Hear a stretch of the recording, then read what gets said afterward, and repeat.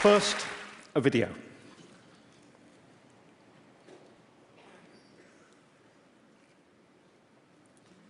Yes, it is a scrambled egg.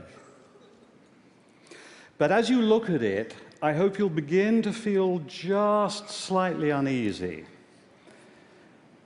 Because you may notice that what's actually happening is that the egg is unscrambling itself. And you'll now see the yolk and the white have separated, and now they're going to be poured back into the egg. And we all know in our heart of hearts that this is not the way the universe works. A scrambled egg is mush, tasty mush, but it's mush. An egg is a beautiful, sophisticated thing that can create even more sophisticated things, such as chickens. And we know in our heart of hearts that the universe does not travel from mush to complexity. In fact, this gut instinct is reflected in one of the most fundamental laws of physics, the second law of thermodynamics, or the law of entropy. What that says basically is that the general tendency of the universe is to move from order and structure to lack of order, lack of structure, in fact, to mush. And that's why that video feels a bit strange. And yet, look around us. What we see around us is staggering complexity. Eric Beinhocker estimates that in New York City alone, there are some 10 billion SKUs, or distinct commodities, being traded. That's hundreds of times as many species as there are on Earth. And they're being traded by a species of almost 7 billion individuals who are linked by trade, travel, and the internet into a global system of stupendous complexity. So here's a great puzzle. In a universe ruled by the second law of thermodynamics, how is it possible to generate the sort of complexity I've described, the sort of complexity represented by you and me and the convention center? Well, the answer seems to be the universe can create complexity, but with great difficulty. In pockets, there appear what my colleague Fred Spear calls Goldilocks conditions. Not too hot, not too cold, just right for the creation of complexity. And slightly more complex things appear. And where you have slightly more complex things, you can get slightly more complex things. And in this way, complexity builds stage by stage. Each stage is magical because it creates the impression of something utterly new, appearing almost out of nowhere in the universe. We refer in big history to these moments as threshold moments. And at each threshold, the going gets tougher. The complex things get more fragile, more vulnerable, the Goldilocks conditions get more stringent, and it's more difficult to create complexity. Now, we, as extremely complex creatures, desperately need to know this story of how the universe creates complexity despite the second law, and why complexity means vulnerability and fragility. And that's the story that we tell in big history. But to do it, you have to do something that may at first sight seem completely impossible. You have to survey the whole history of the universe.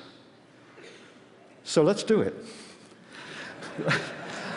Let's begin by winding the timeline back 13.7 billion years to the beginning of time.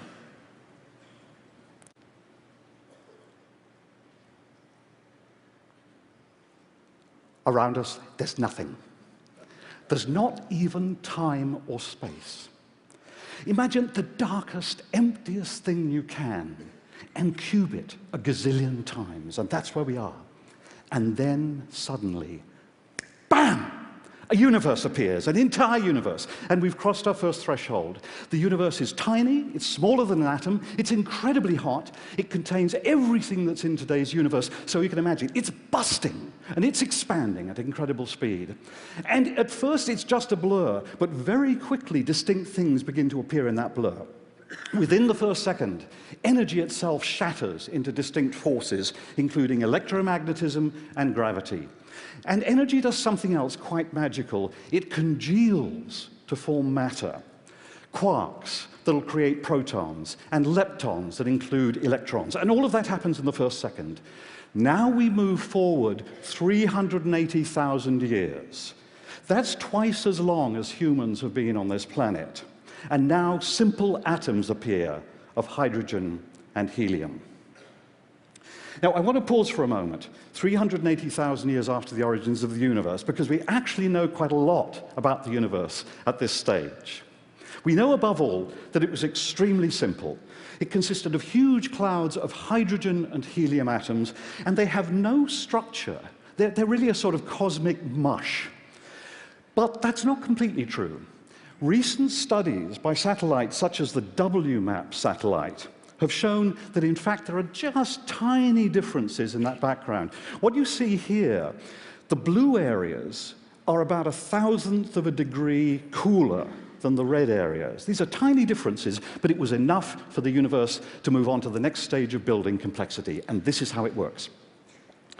Gravity is more powerful where there's more stuff. So where you get slightly denser areas, gravity starts compacting clouds of hydrogen and helium atoms. So we can imagine the early universe breaking up into 1 billion clouds, and each cloud is compacted, gravity gets more powerful as density increases, the temperature begins to rise at the center of each cloud, and then at the center of each cloud the temperature crosses the threshold temperature of 10 million degrees, protons start to fuse, there's a huge release of energy, and bam! We have our first stars. From about 200 million years after the Big Bang, stars begin to appear all through the universe, billions of them. And the universe is now significantly more interesting and more complex. Stars will create the Goldilocks conditions for crossing two new thresholds. When very large stars die, they create temperatures so high that protons begin to fuse in all sorts of exotic combinations to form all the elements of the periodic table. If, like me, you're wearing a gold ring, it was forged in a supernova explosion. So now the universe is chemically more complex. And in a chemically more complex universe, it's possible to make more things. And what starts happening is that around young suns, young stars, all these elements combine, they swirl around, the energy of the star stirs them around, they form particles, they form snowflakes, they form little dust motes, they form rocks, they form asteroids, and eventually they form planets and moons, and that is how our solar system was formed 4.5 billion years ago. Rocky planets like our Earth are significantly more complex than stars because they contain a much greater diversity of materials. So we've crossed a fourth threshold of complexity. Now, the going gets tougher. The next stage introduces entities that are significantly more fragile, significantly more vulnerable, but they're also much more creative and much more capable of generating further complexity. I'm talking, of course, about living organisms. Living organisms are created by chemistry. We are huge packages of chemicals. So chemistry is dominated by the electromagnetic force. That operates over smaller scales than gravity, which explains why you and I are smaller than stars or planets. Now, what are the ideal conditions for chemistry? What are the Goldilocks conditions? Well, first, you need energy, but not too much. In the center of a star, there's so much energy that any atoms that combine will just get busted apart again, but not too little. In intergalactic space, there's so little energy that atoms can't combine. What you want is just the right amount, and planets, it turns out, are just right because they're close to stars, but not too close. You also need a great diversity of chemical elements, and you need liquids, such as water. Why? Well, in gases, atoms move past each other so fast that they can't hitch up. In solids, atoms are stuck together. They can't move. In liquids, they can cruise and cuddle and link up to form molecules. Now, where do you find such Goldilocks conditions? Well, planets are great, and our early Earth was almost perfect. It was just the right distance from its star to contain huge oceans of liquid water. And deep beneath those oceans, at cracks in the Earth's crust, you've got heat seeping up from inside the Earth, and you've got a great diversity of elements. So at those deep oceanic vents, fantastic chemistry began to happen, and atoms combined in all sorts of exotic combinations. But of course, life is more than just exotic chemistry. How do you stabilize those huge molecules that seem to be viable? Well, it's here that life introduces an entirely new trick. You don't stabilize the individual, you stabilize the template, the thing that carries information, and you allow the template to copy itself. And DNA, of course, is the beautiful molecule that contains that information. You'll be familiar with the double helix of DNA. Each rung contains information. So DNA contains information about how to make living organisms. And DNA also copies itself. So it copies itself and scatters the templates through the ocean. So the information spreads. Notice that information has become part of our story. The real beauty of DNA, though, is in its imperfections. As it copies itself, once in every billion rungs, there tends to be an error. And what that means is that DNA is, in effect, learning. It's accumulating new ways of making living organisms because some of those errors work. So DNA is learning, and it's building greater diversity and greater complexity. And we can see this happening over the last 4 billion years. For most of that time of life on Earth, living organisms have been relatively simple, single cells, but they had great diversity and inside great complexity. Then from about 600 to 800 million years ago, multi-celled organisms appear. You get fungi, you get fish, you get plants, you get amphibia, you get reptiles, and then of course you get the dinosaurs. And occasionally there are disasters. 65 million years ago, an asteroid landed on Earth near the Yucatan Peninsula, creating conditions equivalent to those of a nuclear war. And the dinosaurs are wiped out. Terrible news for the dinosaurs, but great news for our mammalian ancestors, who flourished in the niches left empty by the dinosaurs. And we human beings are part of that creative evolutionary pulse that began 65 million years ago with the landing of an asteroid. Humans appeared about 200,000 years ago, and I believe we count as a threshold in this great story. Let me explain why. We've seen that DNA learns, in a sense. It accumulates information, but it is so slow. DNA accumulates information through random errors that some of which just happen to work. But DNA had actually generated a faster way of learning. It had produced organisms with brains. And those organisms can learn in real time. They accumulate information, they learn. The sad thing is, when they die, the information dies with them. Now, what makes humans different is human language. We are blessed with a language, a system of communication so powerful and so precise that we can share what we've learned with such precision that it can accumulate in the collective memory. And that means it can outlast the individuals who learnt that information, and it can accumulate from generation to generation. And that's why, as a species, we're so creative and so powerful, and that's why we have a history. We seem to be the only species in 4 billion years to have this gift. I call this ability collective learning. It's what makes us different. We can see it at work in the earliest stages of human history. We evolved as a species in the savanna lands of Africa.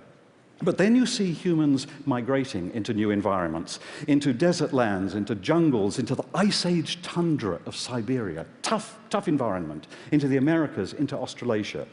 Each migration involved learning new ways of exploiting the environment, new ways of dealing with their surroundings. Then 10,000 years ago, exploiting a sudden change in global climates with the end of the last Ice Age, humans learned to farm. Farming was an energy bonanza. And exploiting that energy, human populations multiplied, human societies got larger, denser, more interconnected.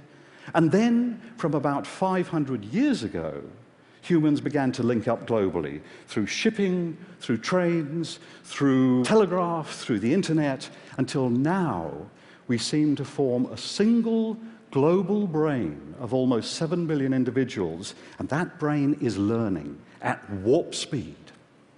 And in the last 200 years, something else has happened. We've stumbled on another energy bonanza in fossil fuels. So fossil fuels and collective learning together explain the staggering complexity we see around us. So, here we are, back at the convention center. We've been on a journey, a return journey of 13.7 billion years. I hope you agree this is a powerful story, and it's a story in which humans play an astonishing and creative role, but it also contains warnings. Collective learning is a very, very powerful force, and it's not clear that we humans are in charge of it. I remember very vividly as a child growing up in England, living through the Cuban Missile Crisis. For a few days, the entire biosphere seemed to be on the verge of destruction. And the same weapons are still here, and they're still armed. If we avoid that trap, others are waiting for us. We're burning fossil fuels at such a rate that we seem to be undermining the Goldilocks conditions that made it possible for human civilizations to flourish over the last 10,000 years. So what big history can do is show us the nature of our complexity and fragility and the dangers that face us. But it can also show us our power with collective learning. And now, finally, this is what I want. I want my grandson, Daniel, and his friends and his generation throughout the world to know the story of big history and to know it so well that they understand both the challenges that face us and the opportunities that face us. And that's why a group of us are building a free online syllabus in big history for high school students throughout the world.